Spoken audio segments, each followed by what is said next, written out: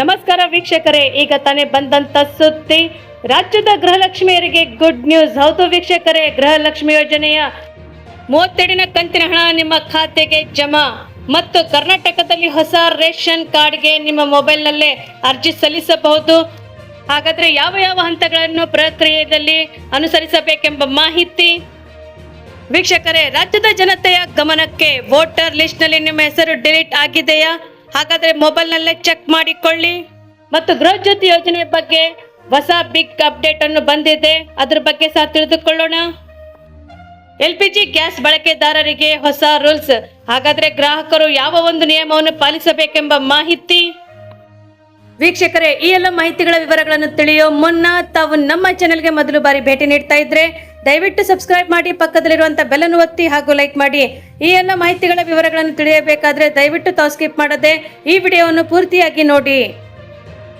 ವೀಕ್ಷಕರೇ, ರಾಜ್ಯ ಸರ್ಕಾರದ ಮಹತ್ವಾಕಾಂಕ್ಷೆಯಾದಂತಹ ಗೃಹಲಕ್ಷ್ಮಿ ಯೋಜನೆಗೆ 2443 ಕೋಟಿ ರೂಪಾಯಿ ಹಣವು ಮುಖ್ಯಮಂತ್ರಿ DK ಶಿವಕುಮಾರ್ ಸರ್ ಅವರು ಬಿಡುಗಡೆ ಮಾಡಿದ್ದು, ಇನ್ನು 3-4 ದಿನಗಳಲ್ಲಿ ಕುಟುಂಬದ ಯಜಮಾನಿಯರ ಬ್ಯಾಂಕ್ ಖಾತೆಗಳಿಗೆ ನೇರವಾಗಿ ನಗದು ಹಣ ವರ್ಗಾವಣೆ ಆಗುವಂತಹ ಮೂಲಕ DBT ಮುಖಾಂತರ ಜಮಾ ಆಗುತ್ತದೆ ಎಂದು ಕೂಡ ಹೇಳಲಾಗುತ್ತಿದೆ. ಅದಲ್ಲದೆ ರಾಜ್ಯದ ಗ್ಯಾರಂಟಿ ಯೋಜನೆಗಳ ಅನುಷ್ಠಾನದ ಪ್ರಾಧಿಕಾರದ ಅಧ್ಯಕ್ಷರು ಕೂಡ ಹೇಳಿದ್ದಾರೆ. ಮತ್ತು ಗ್ಯಾರಂಟಿ ಯೋಜನೆಗಳು ಕೇವಲ ಅರ್ಹ ಫಲಾನುಭವಿಗಳು ಅಷ್ಟೇ ತಲುಪಬೇಕು ಮತ್ತು ಯೋಜನೆಯ ದುರುಪಯೋಗವನ್ನು ತಡೆಯಬೇಕೆಂಬ ಉದ್ದೇಶದಿಂದ ಗೃಹಲಕ್ಷ್ಮಿ ಮತ್ತು ಗೃಹ ಜ್ಯೋತಿ ಯೋಜನೆಗಳನ್ನು ಪರಿಷ್ಕರಣೆ ಮಾಡಲಾಗುತ್ತದೆ. ಗೃಹಲಕ್ಷ್ಮಿ ಯೋಜನೆಯಲ್ಲಿ ನೋಂದಾಯಿತರಾದಂತಹ 1,95,224 ಫಲಾನುಭವಿಗಳು ಮೃತಪಟ್ಟಿದ್ದು, ಅವರ ಖಾತೆಗಳಿಗೆ 115 ಕೋಟಿ ಸಂದಾಯವಾಗಿರುವುದು ಕಂಡು ಬಂದಿದೆ ಎಂದು ಗೃಹ ಜ್ಯೋತಿ ಯೋಜನೆಯಲ್ಲಿ ಗೃಹ ಬಳಕೆ ನೀಡಲಾಗಿರುವಂತಹ ಉಚಿತ ವಿದ್ಯುತ್ ಅನ್ನು ವಾಣಿಜ್ಯ ಉದ್ಯೋಗಗಳಿಗೆ ಬಳಸಿಕೊಳ್ಳುತ್ತಿರುವುದನ್ನು ತಡೆಯಲು ಕ್ರಮ ಕೈಗೊಳ್ಳಲಾಗುತ್ತದೆ. ಮೃತಪಟ್ಟಿರುವಂತಹ ಫಲಾನುಭವಿಗಳ ಖಾತೆಗೆ ಅಕ್ರಮವಾಗಿ ಹಣ ತಲುಪಿದ್ದು ಶಾಶ್ವತವಾಗಿ ತಡೆಯಲು ಮೃತಪಟ್ಟಂತಹ 15 ದಿನಗಳ ಒಳಗಾಗಿ ಅವರ ಹೆಸರುಗಳನ್ನು ಪಟ್ಟಿಯಿಂದ ಕೈಬಿಡಲು ಸರ್ಕಾರ ಶೀಘ್ರದಲ್ಲೇ ಕಟ್ಟುನಿಟ್ಟಿನ ಮಾರ್ಗಸೂಚಿಗಳನ್ನು ಕೂಡ ರಚಿಸುತ್ತಿದೆ. ಅದಲ್ಲದೆ ಅನರ್ಹರಿಗೆ ಮತ್ತು ಮೃತಪಟ್ಟವರ ಖಾತೆಗೆ ಜಮಾ ಆಗುವುದು ತಪ್ಪಿಸಲು ಮತ್ತು ಸರ್ಕಾರದ ಖಜಾನೆಗೆ ಆಗುವಂತಹ ನಷ್ಟವನ್ನು ತಡೆಯಲಿಕ್ಕೆ ಈ ಯೋಜನೆ ಮಾಡಲಾಗುತ್ತಿದೆ. ಹಾಗಾಗಿ ಅನ್ನಭಾಗ್ಯ ಯೋಜನೆಯಲ್ಲಿ ಫಲಾನುಭವಿಗಳಿಗೆ ಅಕ್ಕಿ ಬದಲಾಗಿ ಇಂದಿರಾ ಕಿಟ್ ವಿತರಣೆ ಮಾಡುವಂತಹ ಪ್ರಕ್ರಿಯೆ ಅಂತಿಮ ಹಂತದಲ್ಲಿದೆ. ಮತ್ತು ರಾಜ್ಯದಾದ್ಯಂತ ಇರುವಂತಹ 22,000 ನ್ಯಾಯಬೆಲೆ ಅಂಗಡಿಗಳಲ್ಲಿ ದಿನಪೂರ್ತಿ ತೆರೆದಿರಬೇಕು. ಮಾಸಿಕ ಸಭೆಗಳನ್ನು ಕೂಡ ಕಡ್ಡಾಯವಾಗಿ ಮಾಡಬೇಕು ಮತ್ತು ಸಾರ್ವಜನಿಕರ ಹಿತಕ್ಕಾಗಿ ಮಾಹಿತಿಯನ್ನು ಕೂಡ ವೇಳಾಪಟ್ಟಿಯನ್ನು ಕೂಡ ಪ್ರಕಟಿಸಬೇಕೆಂದು ಕೂಡ ಸರ್ಕಾರ ಆದೇಶವನ್ನು ಹೊರಡಿಸಿದೆ ಎಂದು ಎನ್ನಲಾಗುತ್ತಿದೆ. ವೀಕ್ಷಕರೇ, ನೀವು ಕರ್ನಾಟಕ ರಾಜ್ಯದ ನಾಗರಿಕರಾಗಿದ್ದರೆ ಅಥವಾ ಹೊಸದಾಗಿ ರೇಷನ್ ಕಾರ್ಡ್ ಪಡೆಯಲು ಯೋಚಿಸುತ್ತಿದ್ದರೆ ಅದಕ್ಕೆ ಉತ್ತರ ಹೌದು ವೀಕ್ಷಕರೇ. ಯಾಕೆಂದರೆ ಆನ್ಲೈನ್ನಲ್ಲಿ ಮನೆಯಲ್ಲೇ ಕುಳಿತು ಕರ್ನಾಟಕದಲ್ಲಿ ಹೊಸ ರೇಷನ್ ಕಾರ್ಡ್ ಪಡೆಯುವಂತಹ ಸುಲಭ ವಿಧಾನದ ಬಗ್ಗೆ ಲೇಖನಿ ಮಾಹಿತಿಯನ್ನು ಕೂಡ ತಿಳಿಸ್ತಾ ಇದ್ದೇವೆ. ಹಾಗಾಗಿ ಸ್ಕಿಪ್ ಮಾಡದೆ ಈ ವಿಡಿಯೋವನ್ನು ಪೂರ್ತಿಯಾಗಿ ನೋಡ್ತಾ ಇರಿ ಮತ್ತು ದಯವಿಟ್ಟು ನಮ್ಮ ಚಾನೆಲ್ಗೆ ಸಬ್ಸ್ಕ್ರೈಬ್ ಮಾಡಿ ಮತ್ತು ಲೈಕ್ ಮಾಡಿ. ವೀಕ್ಷಕರೇ, ಹೊಸ ರೇಷನ್ ಕಾರ್ಡ್ ಪಡೆಯಲು ಏನೆಲ್ಲ ಅರ್ಹತೆಗಳು ಬೇಕು ಅದ್ರ ಬಗ್ಗೆ ಕೂಡ ತಿಳಿದುಕೊಳ್ಳೋಣ. ಪಡಿತರ ಚೀಟಿ ಪಡೆದುಕೊಳ್ಳಲು ಬೇಕಾಗಿರುವಂತಹ ದಾಖಲೆಗಳು ಯಾವ್ಯಾವು ಮತ್ತು ಪಡಿತರ ಚೀಟಿ ಪಡೆಯಲು ಅರ್ಜಿ ಸಲ್ಲಿಸಲು ಹೇಗೆ ಎಂಬ ಇತ್ಯಾದಿಗಳು ಕೂಡ ವಾಸ್ತವಿಕವಾಗಿ ತಿಳಿಸ್ತೀವಿ.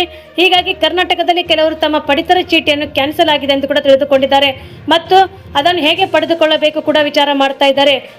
ವೀಕ್ಷಕರೇ, ಅದಕ್ಕೆ ಯೋಚಿಸಬೇಡಿ, ಯಾಕೆಂದ್ರೆ ಚಿಂತೆ ಬೇಡ. ಅಗತ್ಯವಾಗಿ ಮತ್ತೆ ನೀವು ಪಡಿತರ ಹೊಸ ಚೀಟಿಯನ್ನು ಕೂಡ ಹೊಂದುವುದಕ್ಕೂ ಕಡ್ಡಾಯವಾಗಿ ಶುಭ ಸಮಾಚಾರ ಇದೆ. ಯಾಕೆಂದ್ರೆ ಪಡಿತರ ಚೀಟಿ ಕೇವಲ ಸರ್ಕಾರ ಒದಗಿಸಿರುವಂತಹ ಗುರುತಿನ ದಾಖಲೆ ಅಲ್ಲ. ಪಡಿತರ ಚೀಟಿದಾರರಿಗೆ ಸಾರ್ವಜನಿಕ ವಿತರಣಾ ವ್ಯವಸ್ಥೆ ಅಡಿಯಲ್ಲಿ ಸಬ್ಸಿಡಿ ದರದಲ್ಲಿ ಆಹಾರ ಧಾನ್ಯಗಳು ಒದಗಿಸಲಾಗುತ್ತದೆ. ಅದಷ್ಟೇ ಮಾತ್ರವಲ್ಲದೆ ಕರ್ನಾಟಕದ ಗ್ಯಾರಂಟಿ ಯೋಜನೆಗಳಲ್ಲಿ ಒಂದಾದಂತಹ ಮನೆ ಯಜಮಾನಿಯರಿಗೆ ಪ್ರತಿ ತಿಂಗಳು 2,000 ರೂಪಾಯಿ ಧನ ಸಹಾಯ ಒದಗಿಸುವುದು ಮತ್ತು ಗೃಹಲಕ್ಷ್ಮಿ ಯೋಜನೆಯ ಪ್ರಯೋಜನಗಳನ್ನು ಪಡೆದುಕೊಳ್ಳಲು ಸಹ ರೇಷನ್ ಕಾರ್ಡ್ ಬೇಕೇ ಬೇಕು. ಅಲ್ಲದೆ ಕೇಂದ್ರ ಸರ್ಕಾರ ಮತ್ತು ರಾಜ್ಯ ಸರ್ಕಾರಗಳು ಒದಗಿಸುವಂತಹ ಕಲ್ಯಾಣ ಯೋಜನೆಯ ಪ್ರಯೋಜನಗಳನ್ನು ಪಡೆಯಲು ಕೂಡ ಪಡಿತರ ಚೀಟಿ ಮುಖ್ಯವಾಗಿರುತ್ತದೆ ವೀಕ್ಷಕರೇ. ಯಾಕೆಂದರೆ ರೇಷನ್ ಕಾರ್ಡ್ ಪಡೆಯದಿದ್ದರೆ ಇದಕ್ಕಾಗಿ ಮತ್ತೆ ಅರ್ಜಿ ಸಲ್ಲಿಸಲು ಯಾವೆಲ್ಲ ಷರತ್ತುಗಳು ಪೂರೈಸಬೇಕೆಂದು ಕೂಡ ತಿಳಿದುಕೊಳ್ಳೋಣ. ಹೊಸದಾಗಿ ಪಡಿತರ ಚೀಟಿ ಪಡೆಯಲು ಬಯಸುವಂತವರು ಅರ್ಹತಾ ಮಾನದಂಡಗಳನ್ನು ಪೂರೈಸಬೇಕಾಗುತ್ತದೆ. ಅವುಗಳೆಂದರೆ ಕರ್ನಾಟಕದ ನಿವಾಸಿಗಳಾಗಿರಬೇಕು, ಪ್ರಸ್ತುತ ಸಕ್ರಿಯ ರೇಷನ್ ಕಾರ್ಡ್ ಹೊಂದಿರಬಾರದು, ಕುಟುಂಬದ ಎಲ್ಲ ಸದಸ್ಯರ ಆಧಾರ್ ನಂಬರ್ ವಿವರ ಹೊಂದಿರಬೇಕು, ಪಡಿತರ ಚೀಟಿ ಹೊಂದಲು ಸರ್ಕಾರ ನಿಗದಿಪಡಿಸಿರುವಂತಹ ಅರ್ಹತಾ ಮಾನದಂಡಗಳನ್ನು ಪೂರೈಸಬೇಕಾಗುತ್ತದೆ. ಮತ್ತು ಹೊಸದಾಗಿ ರೇಷನ್ ಕಾರ್ಡ್ ಪಡೆಯಲು ಅಗತ್ಯವಿರುವಂತಹ ದಾಖಲೆಗಳೆಂದರೆ ನೀವು ಹೊಸದಾಗಿ ರೇಷನ್ ಕಾರ್ಡ್ ಪಡೆಯಲು ಬೇಕಿರುವಂತಹ ದಾಖಲೆಗಳು ವಿಳಾಸ ಪುರಾವೆ, ಕುಟುಂಬ ಸದಸ್ಯರ ಮಾಹಿತಿ ಮತ್ತು ಅವರ ಆಧಾರ್ ಕಾರ್ಡ್ ವಿವರ, ನೋಂದಾಯಿತ ಮೊಬೈಲ್ ನಂಬರ್, ಆದಾಯ ಪ್ರಮಾಣ ಪತ್ರ ಅಂದರೆ BPL ಕಾರ್ಡ್ಗಾಗಿ ಹಾಗೂ ಜಾತಿ ಪ್ರಮಾಣ ಪತ್ರ ಮತ್ತು ಬ್ಯಾಂಕ್ ಖಾತೆ ವಿವರಗಳು ಬೇಕಾಗುತ್ತದೆ. ರೇಷನ್ ಕಾರ್ಡ್ ಪಡೆಯಲು ಹಂತ ಪ್ರಕ್ರಿಯೆ ಯಾವುದೆಂದರೆ ನೀವು ಹೊಸದಾಗಿ ರೇಷನ್ ಕಾರ್ಡ್ ಪಡೆಯಲು ಯಾವ ಸರ್ಕಾರಿ ಕಚೇರಿಗಳಿಗೂ ಪದೇ ಪದೇ ಸುತ್ತಾಡುವುದು ಅವಶ್ಯಕತೆ ಇಲ್ಲ. ಯಾಕೆಂದ್ರೆ ಫೋನ್ನಲ್ಲಿಯೇ ರೇಷನ್ ಕಾರ್ಡ್ಗಾಗಿ ಅರ್ಜಿಯನ್ನು ಸಲ್ಲಿಸಬಹುದಾಗಿದೆ ಮತ್ತು ಹಂತ ಪ್ರಕ್ರಿಯೆಯನ್ನು ಕೂಡ ಸಲ್ಲಿಸಬಹುದಾಗಿದೆ. ಮೊದಲಿಗೆ ತಾವು ಕರ್ನಾಟಕದ ಆಹಾರ ಇಲಾಖೆ ಅಧಿಕೃತ ವೆಬ್ಸೈಟ್ನಲ್ಲಿ ಹೋಗಬೇಕಾಗ್ತದೆ. ಇದರಲ್ಲಿ ಹೊಸ ಪಡಿತರ ಚೀಟಿಗಾಗಿ ಅರ್ಜಿ ಎಂಬ ಆಯ್ಕೆಯನ್ನು ಕೂಡ ಆರಿಸಿ ನಿಮ್ಮ ನೋಂದಾಯಿತಾದಂಥ ಮೊಬೈಲ್ ನಂಬರ್ಗೆ ಕಳಿಸಲಾದಂಥ OTP ಬಳಸಿ ಆಧಾರ್ ಪರಿಶೀಲನೆಯನ್ನು ಪೂರ್ಣಗೊಳಿಸಿ ಅದಾದ ನಂತರ ನಿಗದಿತ ಜಾಗದಲ್ಲಿ ಕುಟುಂಬದ ಸದಸ್ಯರ ಎಲ್ಲ ಅಗತ್ಯ ವಿವರಗಳನ್ನು ನಮೂದಿಸಿ ಮತ್ತು ನಿಗದಿತ ಮನೆಯಲ್ಲಿ ಅಗತ್ಯ ಇರುವಂತಹ ಎಲ್ಲ ದಾಖಲೆಗಳನ್ನು ಅಪ್ಲೋಡ್ ಮಾಡಿ. ಹೊಸ ರೇಷನ್ ಕಾರ್ಡ್ಗಾಗಿ ಅರ್ಜಿ ಸಲ್ಲಿಸುವಂತಹ ಮೊದಲು ಎಲ್ಲ ಮಾಹಿತಿಗಳನ್ನು ಪರಿಶೀಲಿಸಿ ನಂತರ ಅರ್ಜಿ ಸಲ್ಲಿಸಿ. ಅದಾದ ನಂತರ ಹೊಸ ರೇಷನ್ ಕಾರ್ಡ್ಗಾಗಿ ಅರ್ಜಿ ಸಲ್ಲಿಸಿದ ಬಳಿಕ ಅದರ ಸ್ಥಿತಿಯನ್ನು ಟ್ರ್ಯಾಕ್ ಮಾಡಲು ಸ್ವೀಕೃತಿ ಸಂಖ್ಯೆಯನ್ನು ಕೂಡ ಡೌನ್ಲೋಡ್ ಮಾಡಿಕೊಳ್ಳಿ. ಹೀಗೆ ಹಂತವಾಗಿ ಪ್ರಕ್ರಿಯೆಗಳನ್ನು ಮಾಡುವುದರಿಂದ ನೀವು ಮತ್ತೆ ಹೊಸದಾಗಿ ರೇಷನ್ ಕಾರ್ಡ್ ಅನ್ನು ಪಡೆದುಕೊಳ್ಳಬಹುದೆಂದು ಕೂಡ ಎನ್ನಲಾಗುತ್ತಿದೆ. ವೀಕ್ಷಕರೇ, ರಾಜ್ಯದಲ್ಲಿ ಪ್ರಸ್ತುತ ನಡೆಯುತ್ತಿರುವಂತಹ ವಿಶೇಷ ತೀವ್ರ ಮತದಾರರ ಪಟ್ಟಿಯ ಪರಿಷ್ಕರಣೆ ಅಂದ್ರೆ SIR ಪ್ರಕ್ರಿಯೆ ಭಾಗವಾಗಿ ಲಕ್ಷಾಂತರ ಜನರ ಹೆಸರುಗಳು ಕೂಡ ಚುನಾವಣಾ ಆಯೋಗದ ಮಾನದಂಡಗಳ ಪ್ರಕಾರ ಅಂದ್ರೆ ಸ್ಥಳದಲ್ಲಿ ನೀವು ವಾಸಸ್ಥಳ ಬದಲಾಯಿಸಿದರೂ ಕೂಡ ಮತದಾರರು ಅಥವಾ ಒಂದಕ್ಕಿಂತ ಹೆಚ್ಚು ಕಡೆ ಹೆಸರುಗಳನ್ನು ಅಥವಾ ಇತರ ಕಾರಣಕ್ಕಾಗಿ ಯಾವುದೇ ಹೆಸರನ್ನು ಪಟ್ಟಿಗೆ ವರ್ಗಾಯಿಸಿದ್ದರೆ ಒಂದು ವೇಳೆ ನಿಮ್ಮ ಹೆಸರು ಪಟ್ಟಿಯಲ್ಲಿ ಇಲ್ಲದಿದ್ದರೆ ಮಾತ್ರಕ್ಕೆ ನಿಮ್ಮ ಮತದಾನದ ಹಕ್ಕು ಶಾಶ್ವತವಾಗಿ ಕಳೆದು ಹೋಯಿತು ಎಂದರ್ಥ ಅಲ್ಲ. ಸ್ಥಳೀಯ ಬೂತ್ ಮಟ್ಟದ ಅಧಿಕಾರಿಗಳು ಅಂದರೆ BLOಗಳಿಗೆ ಸಂಪರ್ಕಿಸಿ ಆನ್ಲೈನ್ ಮೂಲಕ ಸೂಕ್ತ ದಾಖಲೆಗಳನ್ನು ಒದಗಿಸಿ ನಿಮ್ಮ ಹೆಸರನ್ನು ಸುಲಭವಾಗಿ ಮತ್ತು ಸ್ಥಾಪಿಸಿಕೊಳ್ಳಬಹುದಾಗಿದೆ. ಅದಲ್ಲದೆ ನಿಮ್ಮ ಸ್ಮಾರ್ಟ್ ಫೋನಲ್ಲಿ ಮೂಲಕವೂ ಕೂಡ ನೀವು ವೋಟರ್ ID ಕಾರ್ಡ್ ಅಥವಾ ಸಂಖ್ಯೆ ಹಾಕಿದ ತಕ್ಷಣವೇ ನಿಮ್ಮ ಗುರುತಿನ ಚೀಟಿ ತೆಗೆದುಹಾಕಿದ ಪಟ್ಟಿಯಲ್ಲಿ ಇಲ್ಲ ಎಂದು ಸಂದೇಶ ಗೋಚರವಾಗುತ್ತದೆ. ಆದರೆ ಹೆಸರು ಸುರಕ್ಷಿತವಾಗಿರುತ್ತದೆ, ನಿರಾಳವಾಗಿರುತ್ತದೆ.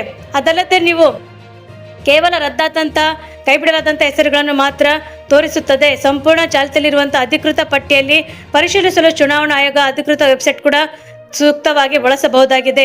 ಒಂದು ವೇಳೆ ಪರಿಶೀಲನೆ ವೇಳೆ ನಿಮ್ಮ ಹೆಸರು ಪಟ್ಟಿಯಲ್ಲಿ ಕೈ ಬಿಡುವುದು ಖಚಿತಗೊಂಡರೆ ಭಯ ಪಡುವಂತ ಅಗತ್ಯ ಕೂಡ ಇಲ್ಲ. ಯಾಕೆಂದರೆ ತಕ್ಷಣವೇ ಫಾರ್ಮ್ 6 ಅನ್ನು ನೀವು ಭರ್ತಿ ಮಾಡೋದ್ರ ಮೂಲಕ ಹೊಸ ಮತದಾರರ ಪಟ್ಟಿಗೆ ಹೆಸರು ಸೇರ್ಪಡೆ ಆಗುವಂತ ಅರ್ಜಿ ಸಲ್ಲಿಸಬಹುದಾಗಿದೆ. ಸಾರ್ವಜನಿಕರು ಮನೆಯಲ್ಲೇ ಕುಳಿತು ಚುನಾವಣಾ ಆಯೋಗದ ಅಧಿಕೃತ ತಾಣದ ಮೂಲಕ ಆನ್ಲೈನ್ನಲ್ಲಿ ಫಾರ್ಮ್ ಅನ್ನು ಭರ್ತಿ ಮಾಡಬಹುದು ಅಥವಾ ನೇರವಾಗಿ ನಿಮ್ಮ ವ್ಯಾಪ್ತಿ ಬರುವಂತಹ BLOಗಳಿಗೆ ಅಧಿಕಾರಿಗಳಿಗೆ ಭೇಟಿ ಮಾಡಿ ಅಗತ್ಯ ದಾಖಲೆಗಳನ್ನು ನೀಡಿ ನಿಮ್ಮ ಅಮೂಲ್ಯವಾದಂತಹ ಮತದಾನದ ಹಕ್ಕನ್ನು ಕೂಡ ನೀವು ಕಾಯ್ದುಕೊಳ್ಳಬಹುದೆಂದು ಕೂಡ ಎನ್ನಲಾಗುತ್ತಿದೆ. ವೀಕ್ಷಕರೇ, ರಾಜ್ಯ ಸರ್ಕಾರದ ಮಹತ್ವಾಕಾಂಕ್ಷೆಯ ಯೋಜನೆಯಾದಂತಹ ಗೃಹ ಜ್ಯೋತಿ ಯೋಜನೆಯಡಿಯಲ್ಲಿ ಅರ್ಹರಿಗೆ ಪ್ರತಿ ತಿಂಗಳು 200 ಯೂನಿಟ್ ವರೆಗೂ ಉಚಿತ ವಿದ್ಯುತ್ ಪ್ರಯೋಜನವನ್ನು ಒದಗಿಸಲಾಗುತ್ತಿದೆ. ಇದೀಗ ಅರ್ಹ ಫಲಾನುಭವಿಗಳಿಗೆ ಮಾತ್ರವೇ ಈ ಯೋಜನೆ ಪ್ರಯೋಜನ ತಲುಪುವಂತೆ ಮಾಡುವಂತ ಉದ್ದೇಶದಿಂದ ಮುಖ್ಯಮಂತ್ರಿ DK ಶಿವಕುಮಾರ್ ಸರ್ ಅವರು ತಿಳಿಸಿದ್ದಾರೆ.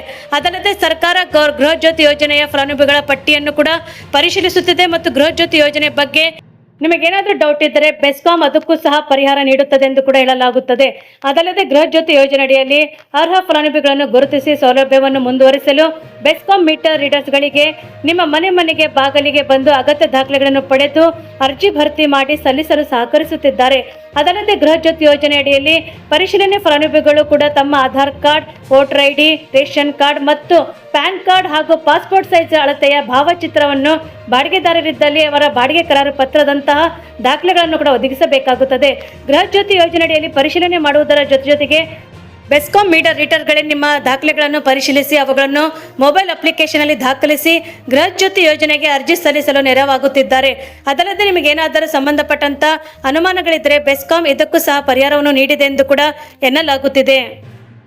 ವೀಕ್ಷಕರೇ, ಗ್ಯಾಸ್ ಸಿಲಿಂಡರ್ ಬಳಕೆದಾರರಿಗೆ ಒಂದು ಹೊಸ ರೂಲ್ಸ್. ಹೌದು ವೀಕ್ಷಕರೇ, ಆಗಸ್ಟ್ 15ರ ಒಳಗಡೆ EKYC ಪೂರ್ಣಗೊಳಿಸುವಂತೆ ಗ್ಯಾಸ್ ಸಿಲಿಂಡರ್ ಗ್ರಾಹಕರಿಗೆ ಸೂಚನೆಯನ್ನು ನೀಡಲಾಗಿದೆ ಮತ್ತು ಗೃಹ ಬಳಕೆ LPG ಸಂಪರ್ಕ ಹೊಂದಿರುವಂತಹ ಪ್ರತಿಯೊಬ್ಬ ಗ್ರಾಹಕರು EKYC ಪೂರ್ಣಗೊಳಿಸುವಂತೆ ತೈಲ ಕಂಪನಿಗಳು ಮತ್ತು ಗ್ಯಾಸ್ ವಿತರಕರು ಮನವಿ ಮಾಡಿದ್ದಾರೆ. ಅದಲ್ಲದೆ ಗ್ರಾಹಕರು ಮಾಹಿತಿ ಪರಿಶೀಲನೆ, ದಾಖಲೆಗಳ ಅಪ್ಡೇಟ್, ನಿಜವಾದಂತಹ ಫಲಾನುಭವಿಗಳು ಗುರುತಿಸುವಂತ ಉದ್ದೇಶದಿಂದ EKYC ಪ್ರಕ್ರಿಯೆ ನಡೆಯಲಾಗುತ್ತಿದೆ ಮತ್ತು EKYC ಮಾಡಿಸದಿದ್ದರೆ ಗೃಹ ಬಳಕೆಯ ಸಿಲಿಂಡರ್ ಸಿಗೋದಿಲ್ಲ ಎಂದು ಕೂಡ ವಾಣಿಜ್ಯ ದರದಲ್ಲಿ ಸಿಲಿಂಡರ್ ಖರೀದಿಸಬೇಕಾಗುತ್ತದೆ ಎಂದು ಕೂಡ ಮತ್ತು 2108 ರೂಪಾಯಿ ಕೊಟ್ಟು ಕಮರ್ಷಿಯಲ್ ಸಿಲಿಂಡರ್ ಖರೀದಿಸಬೇಕಾಗುತ್ತದೆ ಎಂದು ಕೂಡ ಬೆಂಗಳೂರಿನ ಗ್ಯಾಸ್ ವಿತರಕರು ಮನವಿ ಮಾಡಿಕೊಂಡಿದ್ದಾರೆ. ಅದಲ್ಲದೆ ಕೇಂದ್ರ ಸರ್ಕಾರದ ಸ್ಪಷ್ಟನೆ ಪ್ರಕಾರ EKYC ಪ್ರಕ್ರಿಯೆ ಬಗ್ಗೆ ಮಾಹಿತಿ ಪಡೆದು ಗ್ರಾಹಕರು ಪರಿಶೀಲಿಸಿಕೊಳ್ಳಬೇಕು ಮತ್ತು ಅಧಿಕೃತ ಮಾಹಿತಿ ಆಧರಿಸಿಯೇ ಮುಂದಿನ ಕ್ರಮವನ್ನು ಕೈಗೊಳ್ಳಬೇಕು. ಕೊನೆಯ ಕ್ಷಣದವರೆಗೆ ಕಾಯದೆ ಹತ್ತಿರದ ಗ್ಯಾಸ್ ಏಜೆನ್ಸಿಗೆ ಭೇಟಿ ನೀಡಿ EKYC ಸ್ಟೇಟಸ್ ಅನ್ನು ಪರಿಶೀಲಿಸಿಕೊಳ್ಳಬೇಕು. ಅದಲ್ಲದೆ ಸಂಬಂಧಪಟ್ಟಂತ ಅಧಿಕೃತ ವ್ಯವಸ್ಥೆ ಮೂಲಕ EKYC ಪೂರ್ಣಗೊಳಿಸಬೇಕು ಮತ್ತು ಗ್ಯಾಸ್ ಸಂಪರ್ಕ ನಿಮ್ಮ ಹೆಸರಲ್ಲಿದ್ದರೆ EKYC ಆಗಿದೆಯಾ ಅಥವಾ ಇಲ್ವಾ ಎನ್ನುವುದನ್ನು ಕೂಡ ನೀವು ಒಮ್ಮೆ ಚೆಕ್ ಮಾಡಿಕೊಳ್ಳುವುದು ಉತ್ತಮ ಎಂದು ಕೂಡ ಎನ್ನಲಾಗುತ್ತಿದೆ. ಅಲ್ಲದೆ EKYC ಅಗತ್ಯವಿದ್ದರೆ ಕೂಡಲೇ ಪೂರ್ಣಗೊಳಿಸಿ. ಮುಂದೆ ಸಿಲಿಂಡರ್ ಪಡೆಯುವಾಗ ಯಾವುದೇ ಸಮಸ್ಯೆ ಆಗದಂತೆ ಎಚ್ಚರ ವಹಿಸಿ. ಅದನ್ನು ತೈಲ ಕಂಪನಿಗಳು ಸಹ ಮತ್ತು ಗ್ಯಾಸ್ ವಿತರಕರು ಕೂಡ ಮನವಿ ಮಾಡಿದ್ದಾರೆ. ನೀವು ದೀರ್ಘಕಾಲದವರೆಗೆ EKYCಯನ್ನು ಪೂರ್ಣಗೊಳಿಸದಿದ್ದರೆ ನಿಮ್ಮ ಗ್ಯಾಸ್ ಸಂಪರ್ಕವನ್ನು ತಾತ್ಕಾಲಿಕವಾಗಿ ನಿರ್ಬಂಧಿಸಬಹುದು ಅಥವಾ ನಿಷ್ಕ್ರಿಯಗೊಳಿಸಬಹುದು. ಹೀಗಾಗಿ ನೀವು ಗ್ಯಾಸ್ ಏಜೆನ್ಸಿಗಳಿಗೆ ಭೇಟಿ ನೀಡುವ ಅಗತ್ಯವಿಲ್ಲ. ಮೊಬೈಲ್ ಅಪ್ಲಿಕೇಶನ್ ಮೂಲಕವೂ ಕೂಡ ನೀವು ಮನೆಯಿಂದಲೇ ಕೆಲವೇ ನಿಮಿಷಗಳಲ್ಲಿ EKYC ಕೂಡ ಪೂರ್ಣಗೊಳಿಸಬಹುದಾಗಿದೆ. ನೀವು ನಿಮ್ಮ ಗ್ಯಾಸ್ ಹೊಂದಿರುವಂತಹ ಕಂಪನಿಗಳ ಅಧಿಕೃತ ಮೊಬೈಲ್ ಅಪ್ಲಿಕೇಶನ್ ಅನ್ನು ಡೌನ್ಲೋಡ್ ಮಾಡಿಕೊಂಡು ಮತ್ತು ನಿಮ್ಮ ಗ್ಯಾಸ್ ಸಂಪರ್ಕಕ್ಕೆ ಲಿಂಕ್ ಮಾಡಲಾದಂತಹ ನಿಮ್ಮ ನೋಂದಾಯಿತ ಮೊಬೈಲ್ ನಂಬರ್ ಸಂಖ್ಯೆಯನ್ನು ನಮೂದಿಸುವ ಮೂಲಕ ಅಪ್ಲಿಕೇಶನ್ಗೆ ಲಾಗಿನ್ ಮಾಡಿ. ಅಪ್ಲಿಕೇಶನ್ನಲ್ಲಿರುವಂತಹ ಹೋಮ್ಗೆ ಹೋಗಿ EKYC ಅಥವಾ ಆಧಾರ್ ಪರಿಶೀಲನೆ ಆಯ್ಕೆ ಮೇಲೆ ಕ್ಲಿಕ್ ಮಾಡಿ. ನಂತರ ಮೊಬೈಲ್ ಕ್ಯಾಮೆರಾ ಬಳಸಿ ನಿಮ್ಮ ಮುಖ ದೃಢೀಕರಣ ಪ್ರಕ್ರಿಯೆ ಪೂರ್ಣಗೊಳಿಸಿ ಮತ್ತು ಫಾರ್ಮ್ ಅನ್ನು ಕೂಡ ಸಲ್ಲಿಸಿ. ನಿಮ್ಮ EKYC ಪೂರ್ಣ ಪ್ರಕ್ರಿಯೆ ಕೆಲವೇ ನಿಮಿಷಗಳಲ್ಲಿ ಯಶಸ್ವಿಯಾಗಿ ಪೂರ್ಣಗೊಳ್ಳುತ್ತದೆ ಮತ್ತು ಗ್ರಾಹಕರು ಹೆಚ್ಚಿನ ತೊಡಕುಗಳನ್ನು ಕೂಡ ಮತ್ತು ಸಬ್ಸಿಡಿ ವಿಳಂಬವನ್ನು ಕೂಡ ತಪ್ಪಿಸಲು ಪ್ರಕ್ರಿಯೆಯನ್ನು ಸಾಧ್ಯವಾದಷ್ಟು ಬೇಗ ಪೂರ್ಣಗೊಳಿಸಬೇಕೆಂದು ಕೂಡ ಎನ್ನಲಾಗುತ್ತಿದೆ. ವೀಕ್ಷಕರೇ, ತಾವು ನಮ್ಮ ಈ ವಿಡಿಯೋ ಮೊದಲು ಬಾರಿಗೆ ನೋಡುತ್ತಿದ್ರೆ ದಯವಿಟ್ಟು ಸಬ್ಸ್ಕ್ರೈಬ್ ಮಾಡಿ, ಪಕ್ಕದಲ್ಲಿರುವಂಥ ಬೆಲ್ಲನ್ನು ಒತ್ತಿ ಹಾಗೂ ಲೈಕ್ ಮಾಡಿ. ನಿಮ್ಮ ಸಲಹೆ ಮತ್ತು ಸೂಚನೆಗಳನ್ನು ನಮಗೆ ದಯವಿಟ್ಟು ಕಮೆಂಟ್ ಬಾಕ್ಸಲ್ಲಿ ತಿಳಿಸಿ ಮತ್ತು ತಪ್ಪದೇ ನಿಮ್ಮ ಊರನ್ನು ಕೂಡ ಮೆನ್ಷನ್ ಮಾಡಿ. ಯಾಕೆಂದರೆ ಮುಂದಿನ ಮಾಹಿತಿಗಳನ್ನು ಅಪ್ಡೇಟ್ ಮಾಡಲಿಕ್ಕೆ ನಮಗೆ ಅನುಕೂಲವಾಗುತ್ತದೆ. ಮತ್ತು ನಮ್ಮ ಈ ವಿಡಿಯೋ ತಾವು ಪೂರ್ತಿಯಾಗಿ ನೋಡಿದ್ದಕ್ಕೆ ತಮಗೆ ಧನ್ಯವಾದಗಳು.